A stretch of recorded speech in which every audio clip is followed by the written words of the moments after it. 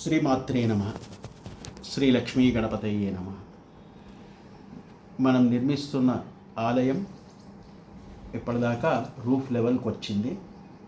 విగ్రహాలకు కావలసిన సంపూర్ణమైన డొనేషన్ లభించింది. విగ్రహాలు ఇవ్వడానికి సిద్ధపడి ముందరకు వచ్చారు.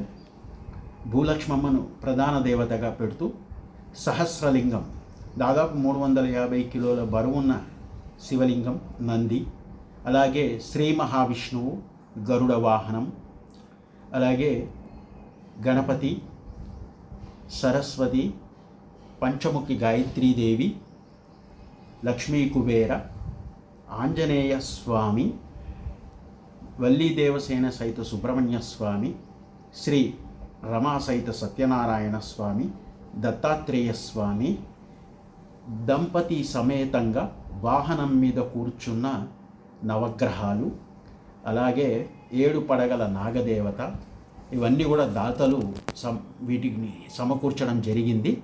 అలాగే ధ్వజస్తంభంని యుఎస్ వాస్తవ్యులైన శ్రీ శ్రీనివాస్ గారు సమకూర్చడం జరిగింది. ఇప్పుడు కన్స్ట్రక్షన్లో మేము ముందర హోమగుండాల నిర్మాణము మరియు నవగ్రహ మంటపాలు ఇవి, ఆ పైన రూఫ్ వేసే కార్యక్రమంలో ఉన్నాం.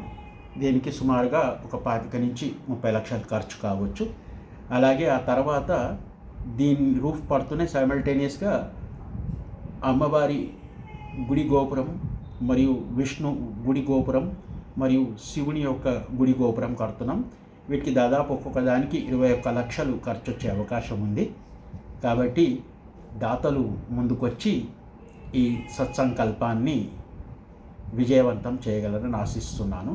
లోకా సమస్త సుఖినో భవంతు, సర్వే జనా సమ్మంగళాని భవంతు, శుభం భూయాత్.